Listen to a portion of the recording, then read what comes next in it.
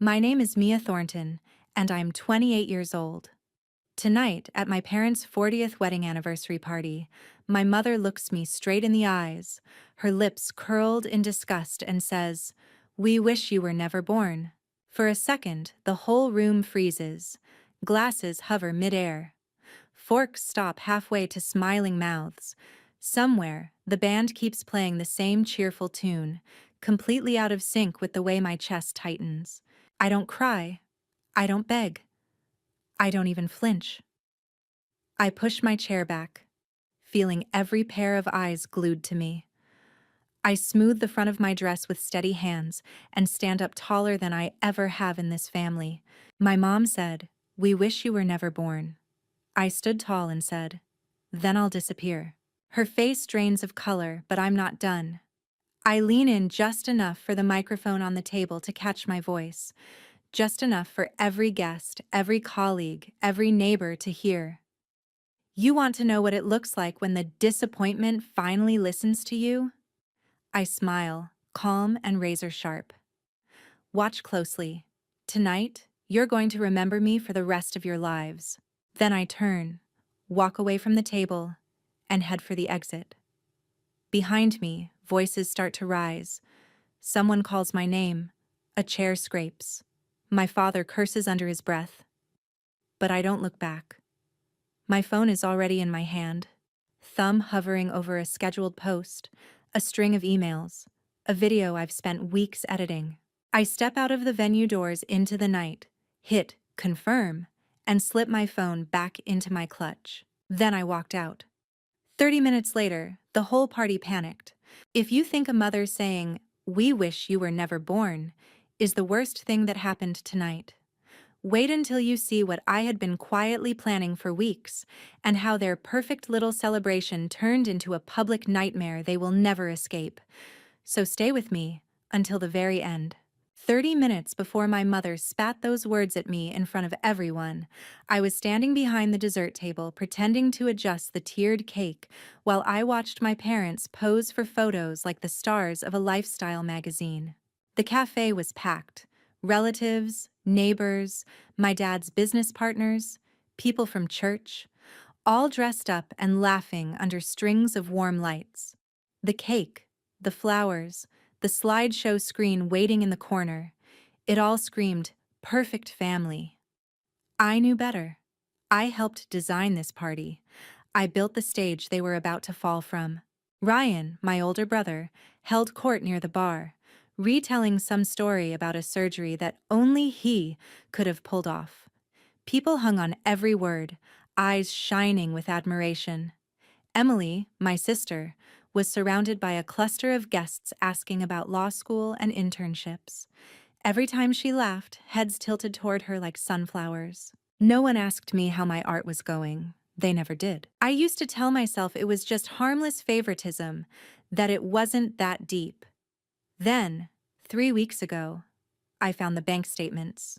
I'd gone by my parents' house to drop off some sample designs for the anniversary invitations. Mom had left a folder on the dining table, half open.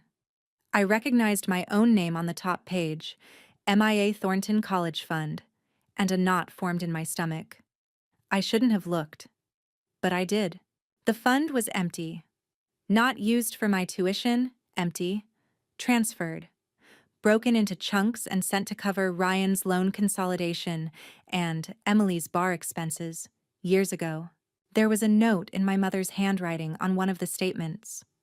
"She'll never make money with art anyway. Better to invest in the real futures." In that moment, something in me snapped, and something else woke up. I started noticing everything.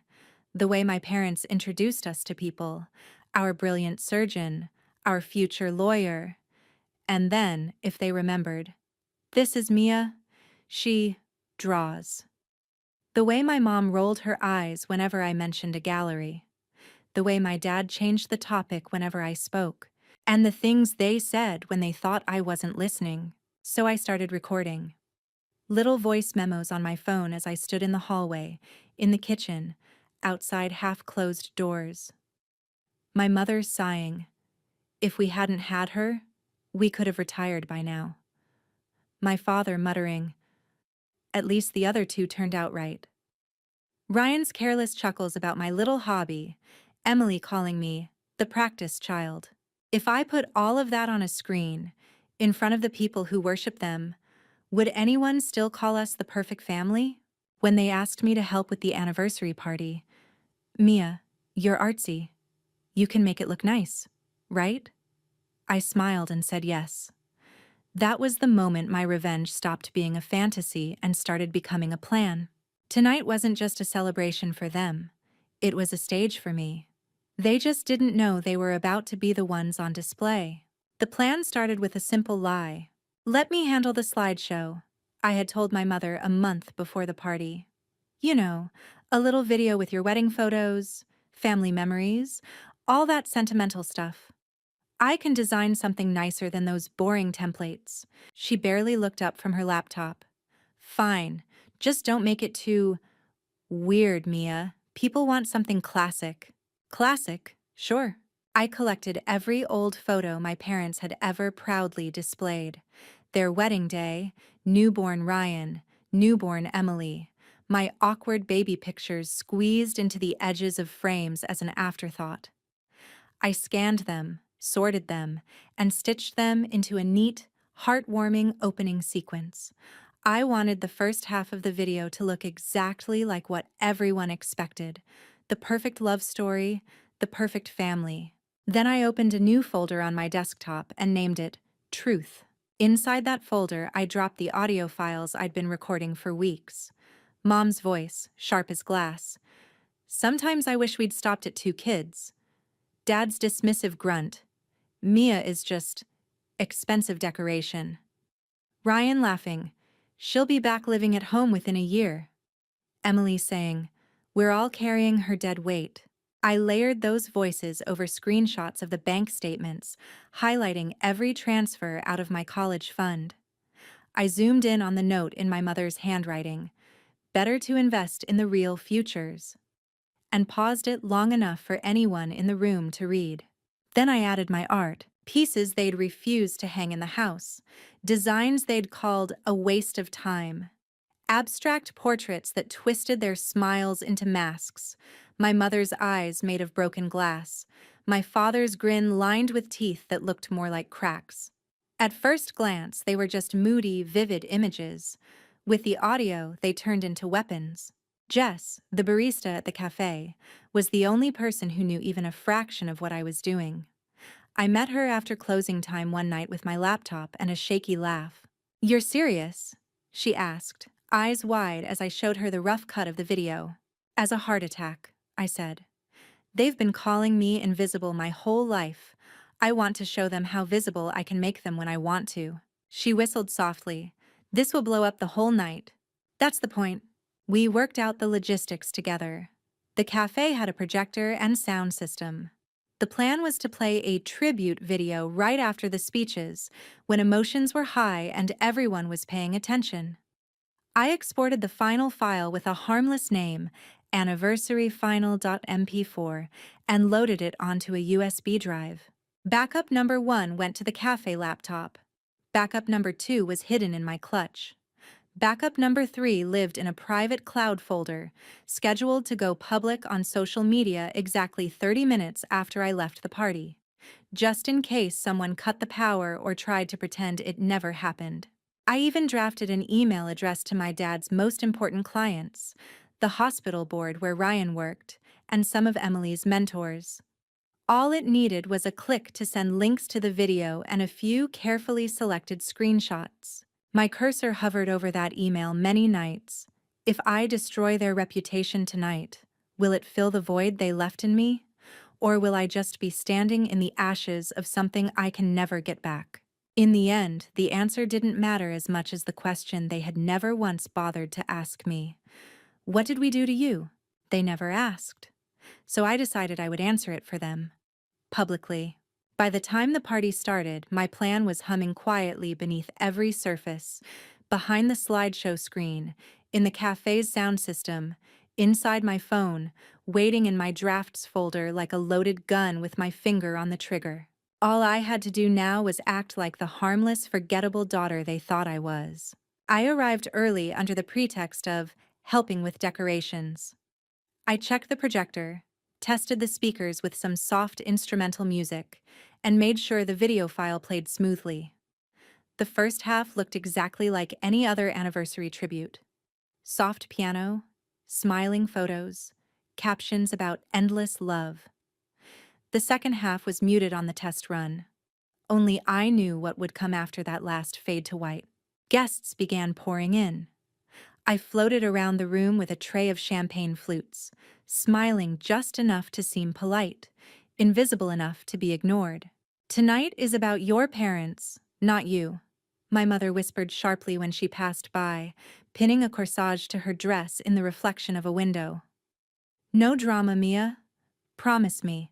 I almost laughed. "No drama," I repeated, keeping my tone neutral. "Sure." Dinner passed in a blur of small talk and clinking silverware. My dad's business partners toasted to 40 years of love and success. Ryan gave a speech about sacrifice and family. Emily followed with a carefully rehearsed story about how our parents always believed in them. Everyone clapped, some even dabbed at their eyes. When my mother took the microphone, she shined under the attention. "We are so blessed," she said, voice trembling theatrically. "Our children have made us proud." Her gaze swept the room, sliding over me as if I were a chair. "Some of them," she added lightly, triggering a wave of polite laughter. Heat crawled up my neck, but I stayed seated. I knew what was coming. Or at least I thought I did.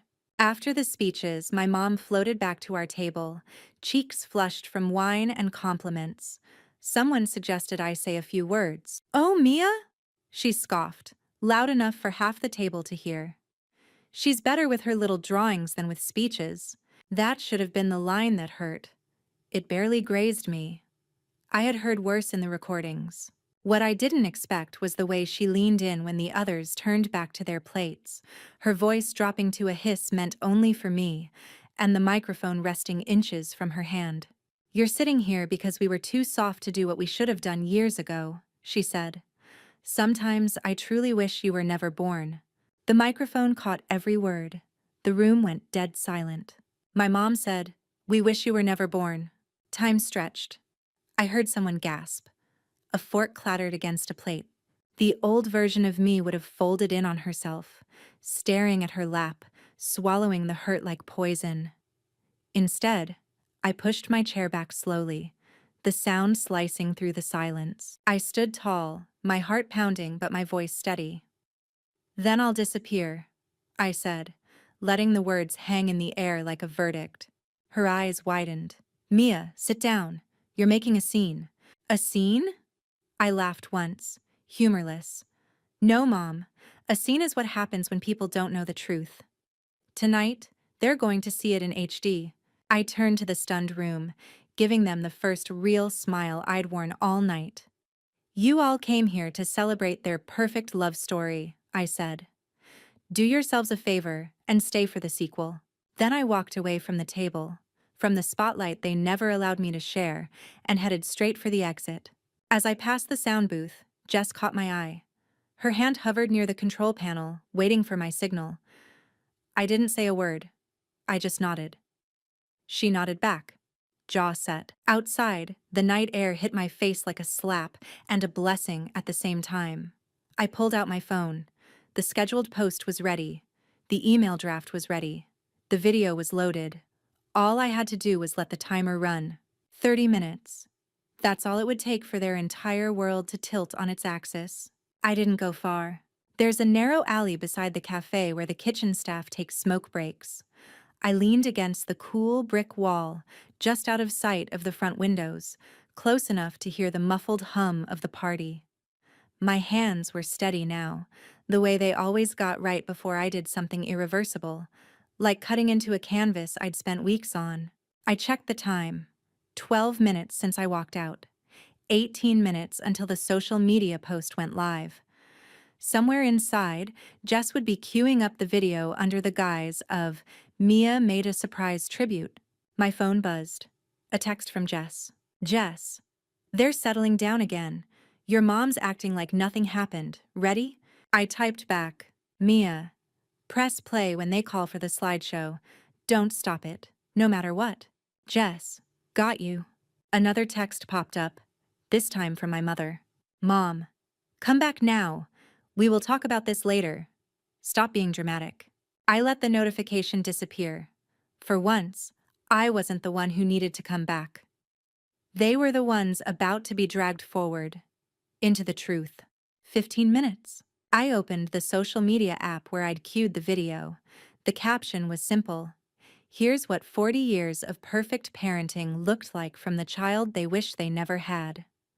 The visibility was set to public. Comments on, shareable, 25 minutes. Voices from inside grew louder, then hushed again. The cafe's front lights dimmed slightly, the cue for the slideshow.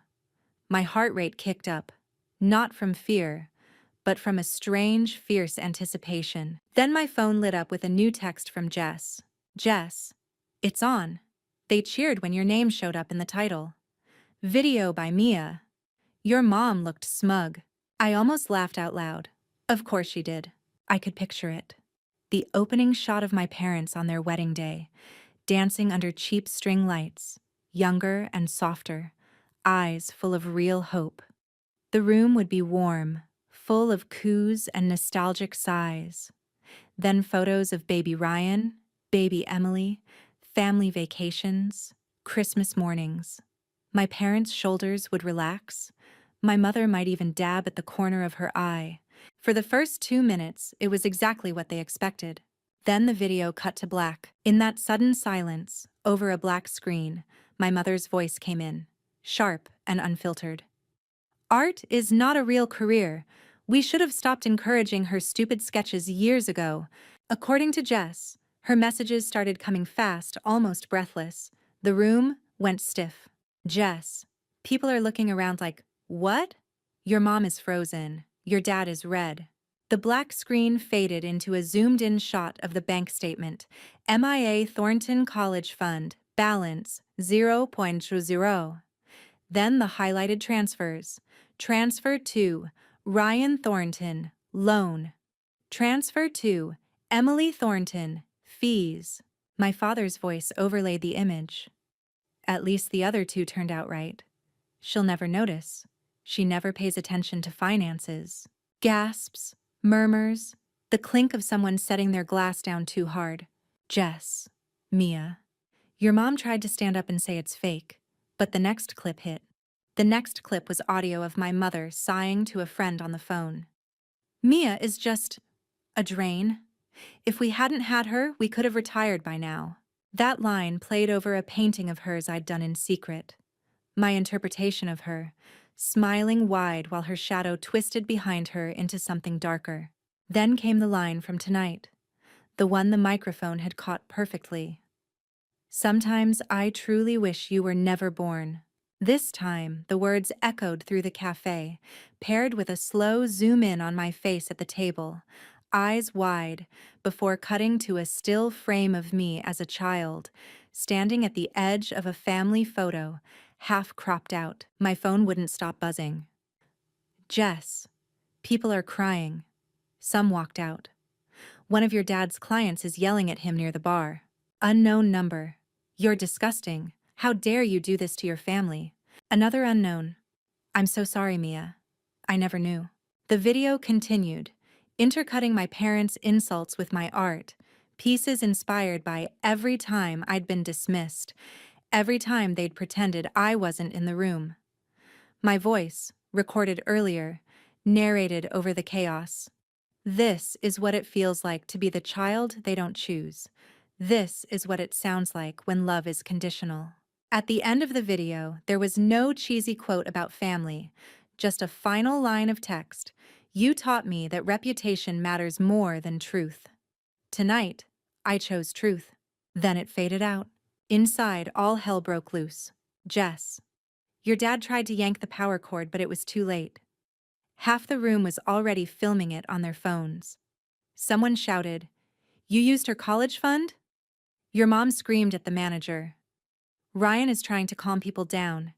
It's Bad. Right on cue, the notification popped at the top of my screen. Your video is now live. Shares started ticking up almost instantly. Comments poured in from strangers, some supportive, some judgmental, all of them watching the perfect facade crack in real time. 30 minutes after I walked out, the party had stopped being a celebration and turned into a crime scene of their choices, with everyone they wanted to impress standing in the middle of it. My phone rang again. This time it was Ryan, then my dad, then my mother. I let all 3 calls go to voicemail. Then I powered the phone off, just for a moment of pure, undisturbed silence. For the first time in my life, they were the ones scrambling for my attention.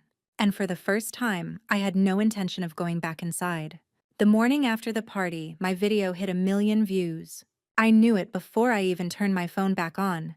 Jess had slipped a note under my apartment door on her way home from the night shift. They're calling it the Anniversary Massacre. The note read in messy ink. Brace yourself. When I powered my phone on, it vibrated so hard it nearly slipped from my hand. Notifications poured in. Likes, shares, friend requests, interview requests, threats, apologies, people reliving their own family traumas in my comment section. My mother's face, captured mid-scoff in one of the freeze frames, had become a meme overnight. Someone had added text over it. "We wish you were never born," on top. "Okay, bet," at the bottom, with a screenshot of me walking out. It was darkly funny. It was humiliating. It was mine. For a few days, my parents stayed quiet. Then the damage reports began trickling in. Ryan called first, not to apologize, but to accuse. "You destroyed everything," he hissed, his voice low and ragged over the line. "Do you have any idea what you've done?" "I showed people what you said," I replied. "You did the rest." "The hospital board is reviewing my position. Patients are canceling appointments. They think I knew about the college fund. They think I used you." "Did you?" I asked. The silence on the other end was answer enough. Next came Emily. Her voice shook in a way I'd never heard before. Not controlled, not composed. "My firm asked if there's more," she said. "More recordings, more bank statements. They're afraid of a scandal. I was supposed to start a clerkship next month. Now they're re-evaluating." I closed my eyes, leaning my head back against the wall. "You called me the practice child," I reminded her. "You laughed when they gutted my future for yours. Now you're surprised the bill arrived? You could have talked to us," she snapped, anger flaring through the fear. "You didn't have to do it like this. You could have talked to me years ago," I said softly. "You didn't." She hung up. My parents didn't call until the local news picked up the story. A reporter ran a segment titled "Behind the Perfect Family Portrait," featuring clips of my video, blurred bank statements, and a blurred screenshot of my mother's note. Better to invest in the real futures. Suddenly, it wasn't just online, it was on TV. It was playing on the small screen in the waiting room of my dad's office. It was sitting in the living rooms of people who'd known us since we were kids. My father's first words to me were not, "I'm sorry." "We can fix this," he said instead, voice tight. "If you take the video down, we'll tell everyone it was edited out of context, that you were struggling. We'll get ahead of it. Damage control." I laughed, a short, sharp sound that made him flinch. "You want to use me as the scapegoat again? The unstable artist daughter who twisted your words? If this continues," he pressed, "I could lose everything I've built. Your mother is being shunned at church. The neighbors talk. Is that what you wanted?" I thought about it longer than I expected to. Not because I doubted what I'd done, but because hearing him admit he could lose everything was like watching a statue crack. "Yes," I said finally, "it is." He inhaled sharply, like I'd struck him. "We raised you, we fed you, You drained my college fund without telling me," I cut in. "You told people I was dead weight. You let her say she wished I'd never been born and didn't flinch. You raised Ryan and Emily. You tolerated me." He didn't deny it. "The art world found me before my family could figure out how to bury me." A gallery owner in the city sent me a DM. Saw your video.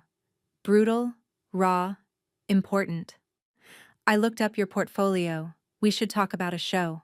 At first, I thought it was a joke. But then there was a Zoom call, then a contract, then a date on the calendar. 3 months from the night my mother tried to erase me, my work would hang on clean white walls under bright lights, and people would come just to look at something I'd created. The gallery wanted to call the show Conditional Love. Your story is part of the work, the owner, Lena, said. You don't have to talk about your family if you don't want to. But you should know. People are connecting with what you made. They feel seen in it. They weren't the only ones. Messages appeared in my inbox every day. I was the invisible child, too. My parents used my tuition for my brother. Thank you for saying what I never could.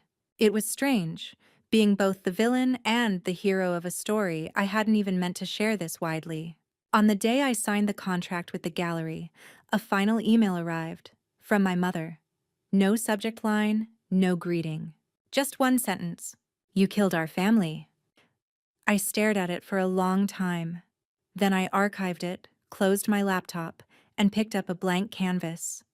If the family she wanted had to die so I could live as myself, maybe that was the most honest thing that had ever happened between us. The night of the opening, the gallery was more crowded than the anniversary party had ever been.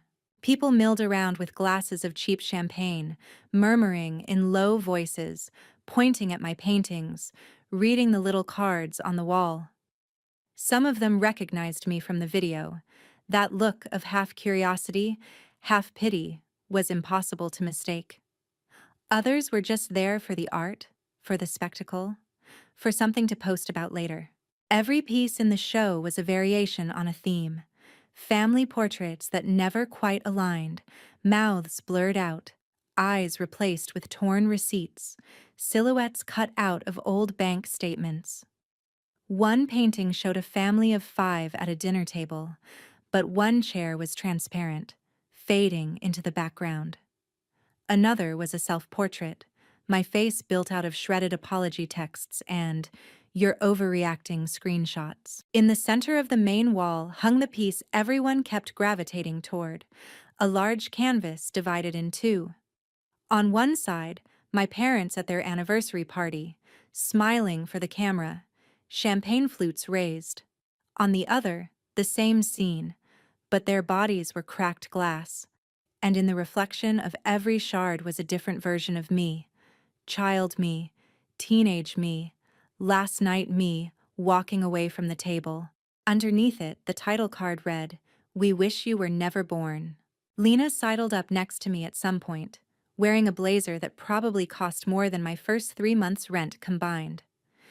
"We've already sold 4 pieces," she murmured. "Including that one." She nodded toward the central canvas. A strange pang went through me. "Really? Who bought it?"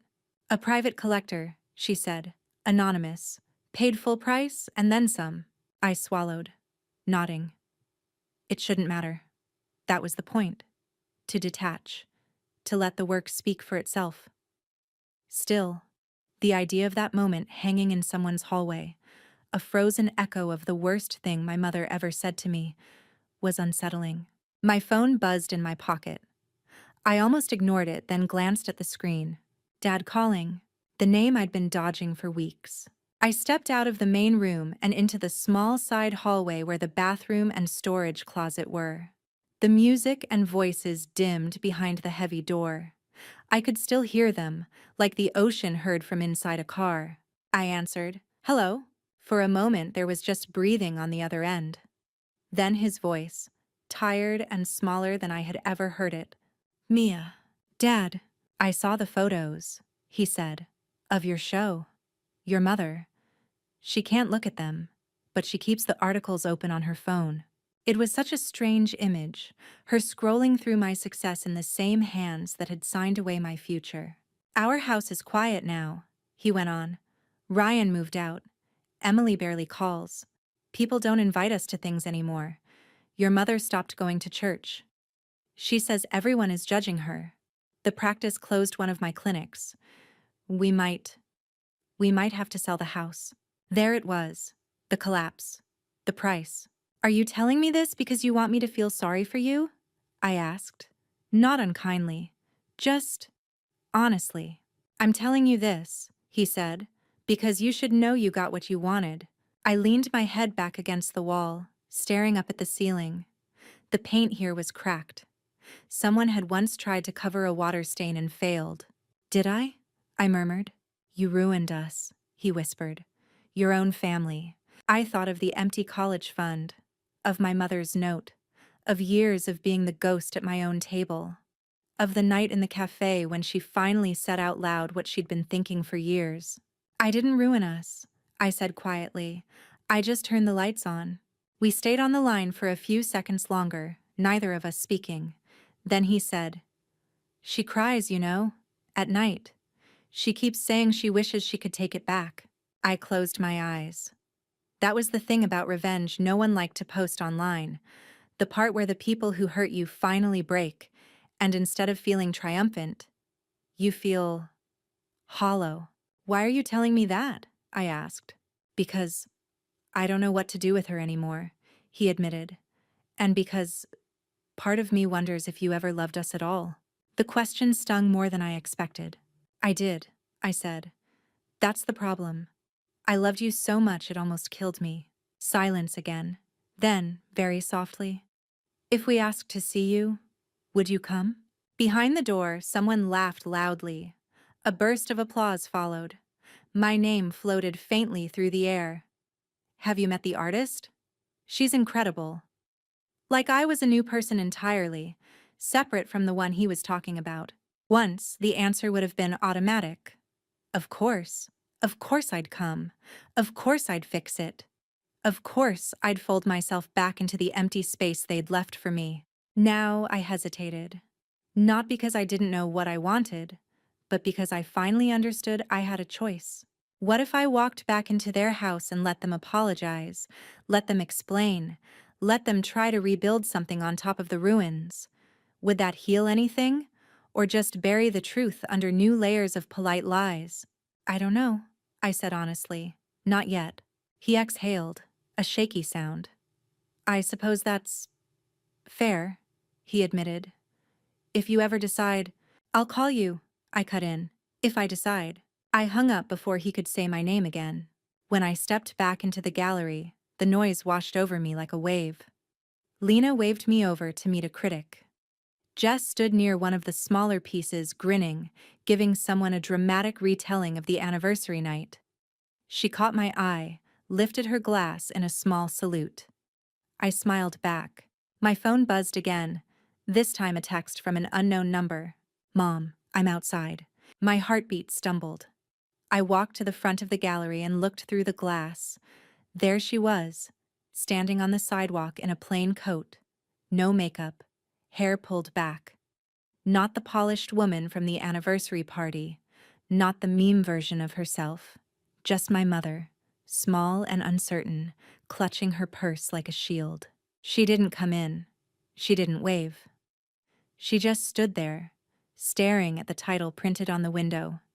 Conditional Love, New Works by Mia Thornton. For a moment, I imagined walking outside. I imagined her trying to say the words she'd never said. I'm sorry. I imagined myself forgiving her. Or not. I imagined 100 different versions of that scene, none of them quite fitting. Instead, I stood still, just inside the glass, watching her the way she had watched me my whole life, at a distance, through a frame, never fully in focus. My phone started ringing again in my hand. Her name on the screen. I let it ring. Then I turned away from the window and walked back into the crowd, into the light, into the noise of people saying my name like it belonged entirely to me. They had taught me, over and over again, that I was a mistake, that I should have never been born. Tonight, standing in a room full of my work, with my story hanging on the walls and my future written in my own hand, I finally believed something else. I wasn't the mistake. They were.